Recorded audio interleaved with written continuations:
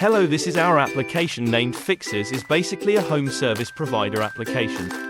This is our user interface where we have different categories like a welder, builder, painter, carpenter, plumber and electrician. In the button nav bar on the right side we can watch our profile, which contains our profile picture, name, phone number, experience address and availability status. We have the list of favorite labor from categories in the bottom left side. In the top right side of the app bar, we can register ourselves as labor. There are some requirements like the CNIC picture from both sides, the profile picture, we have to give our name, skill, year of experience, phone number, address and CNIC number. These information straight go to an admin panel where it should be verified by the admin, and after verifying the information fetched into categories and profile will of the person will be created. The banner will straight go to the request form where customers take workers from us. The worker that we are providing is our trusted workers.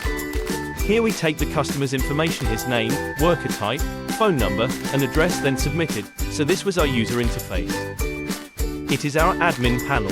Here we have three options. In the first option, we can verify or delete the registered labor's requests, which fetched to categories and in the profile. In the second option we can manage the customer request that the customer submitted request in the banner.